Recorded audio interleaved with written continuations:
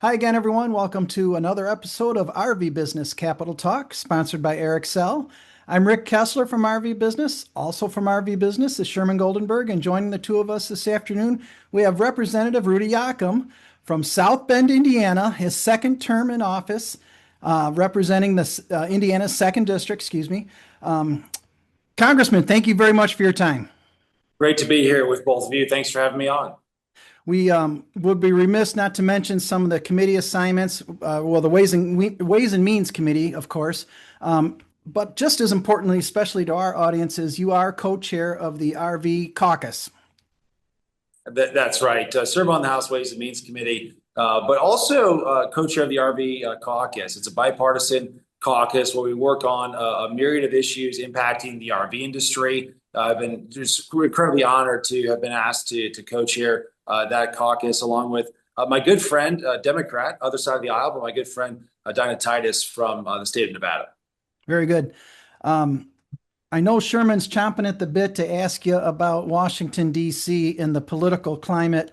What is the vibe? What's going on out in the Beltway, as they say?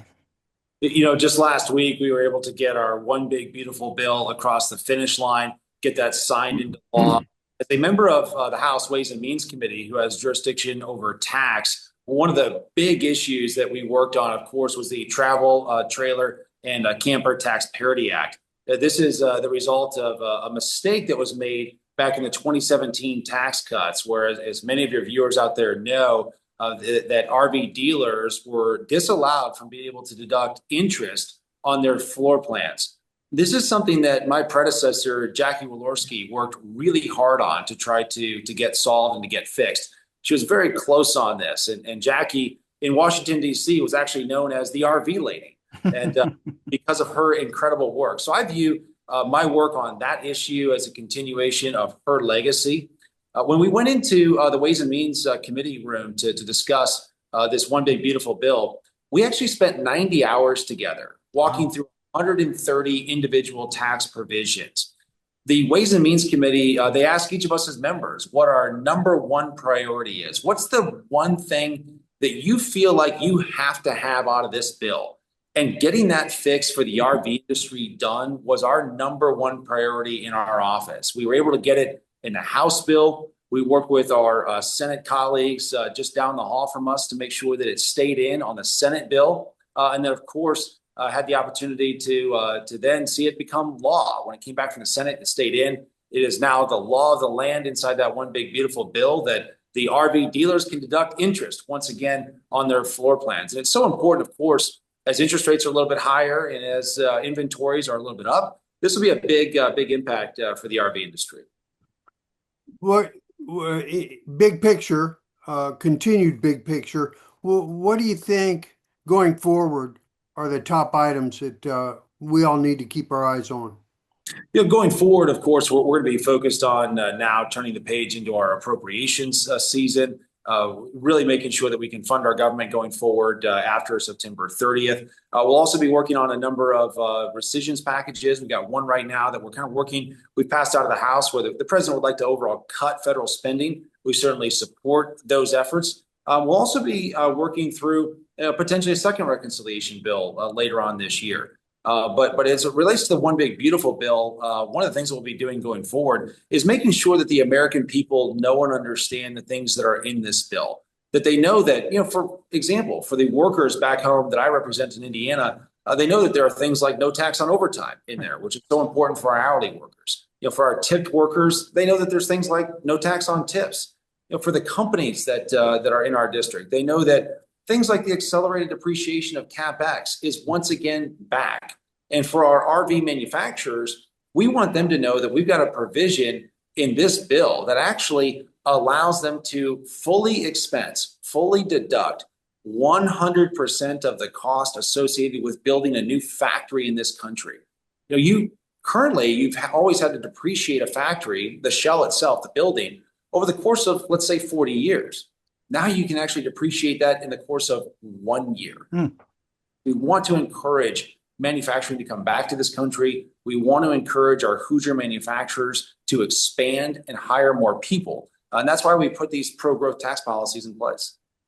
We have seen excuse me, Rick, we have seen in Warsaw, Indiana, in New Carlisle near South Bend, your turf, and elsewhere, kind of what looks to be an explosion of new jobs being announced. What's your take on this? Yeah, I think it's a testament to the leadership of people in the Hoosier state. We've just been blessed to have a lot of great pro-business, pro-worker government officials, not only at the local level, but also at the state level in Indiana. It's a great place to do business. It's a great place to start a family. It's a great place to live. And so those efforts have been underway for the last 20 years under a lot of great leadership in the Hoosier state. And so people are starting to wake up to the fact that Indiana is state. It's a place that you want to move your family to. It's a place you want to go get a job. It's a place you want to raise your family and just get up and go to work every day. So people are realizing that, and we're seeing a lot of just incredible job creation, but also expansion take place in the Hoosier state. The data centers seem to like us. Amazon, et cetera. Yeah. The Amazon investment in my district is actually the largest investment in Indiana's history at in the neighborhood of $12 billion. They've got a lot of workers out there right now that are building those. I'll certainly look forward to the permanent jobs that they'll be creating there. I'm curious, the pride that you have for the Hoosier state is very obvious. Is that what lured or helped you to lure the Secretary of Labor to come visit Brinkley? Yeah, there's a couple of layers to that. First of all, the secretary was actually a former member of Congress, and we were on Transportation and Infrastructure Committee together. She was my seatmate. She sat right next to me for 2 years on that committee. So Lori and I got to know each other. Excuse me. Secretary Chavez Dreamer, she's a friend, so I still call her Lori.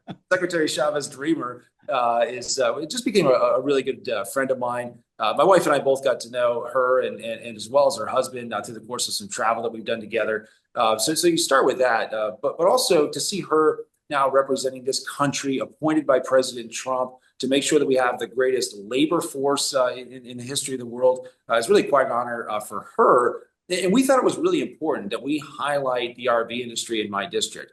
Sure. The RV industry in our district is really the foundation of the great manufacturing base that we have in Indiana's second district. It provides so many incredible jobs for working class people who just want to get up every day, go to work, be left alone by the government, and just raise a family. So we thought it was important to showcase that. When we invited her to Brinkley, and I do have to give a special shout out to Brinkley RV, they did a great job hosting us there. She was very impressed with the quality of the work product, the quality of the environment that these RVs are made in, as well as the quality of the leadership team there. They did such an incredible job hosting us there. We thought it was important to show why manufacturing matters to Indiana. What are some of the issues that we have in Indiana that are specific to the RV industry that maybe other industries don't see? What are some of the investments that people are making in the Hoosier state that want to allow us to just simply continue to grow? So we thought highlighting those things was really quite important. I know you mentioned earlier the orthopedic industry down in Warsaw. As a matter of fact, when the secretary was at a cabinet level meeting with the president, she specifically mentioned her stop in Indiana in my district to the president in the cabinet meeting. Was certainly was really quite an incredible moment for Indiana's second district.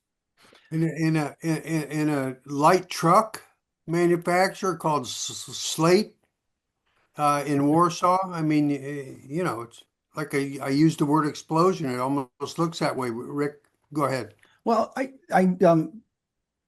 representative has to go on to the Congress floor that's why he's still in a suit and tie and all that. So we don't have much time, but I want to ask you a little bit about some of the public lands, some of the initiatives that are coming out here and getting talked about.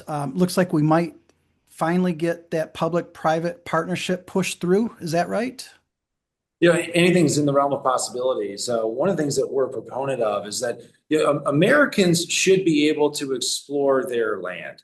I've got a great resource great friendship, by the way, with the chairman of natural resources, Bruce Westerman. And one of the things that Bruce and I talk about is having more RV sites available on our public lands so that people who are buying the RVs that are made in my district, they can use them. They can go out and explore this beautiful country that God has given us. That's a big priority for us. We've co-sponsored initiatives in the past here in the House to be able to create more public land sites for people to be able to use RVs on. And we certainly hope that continues in the course of the future.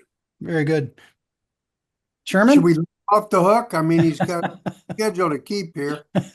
I'd be remiss if I didn't mention something you can see behind me over my right shoulder here. You might see those little red RVs. I got to show you one thing here. As we were running for the House Ways and Means Committee, this was our logo, Rudy for Ways and Means, and we put it on the side of an RV and distributed these all over Congress. And so the Rudy for Ways and Means logo on an RV, symbolizing our district, is a big part of what helped us get on Ways and Means. And just let me close by saying it's an incredible honor to represent Indiana's 2nd District, the RV manufacturing capital of the world. Where we make the vast majority of RVs in North America. We're incredibly proud of the entrepreneurial ecosystem that we have there in North Central Indiana, whether it's the manufacturers or the suppliers, the business owners who start these businesses, the workers who just simply get up and show up to work every day and do their jobs and create RVs that families can just go out and enjoy this great country and have a good time and make incredible memories. So thanks for the opportunity to represent you all here in the nation's capital. You're well spoken. I think you should run for president. Listen, I'm very happy a member of the House. I'm fortunate to have an incredible team here in my office that helps make sure that we get things done and we accomplish things every single day for Hoosiers back home. Thank you. Representative, thank you again for your time. Also, of course, we need to thank RVXL for their continued support of the Capitol Talk series that we do. Hey, nice job. We're all good. Thanks for having me, guys. Thanks for the time.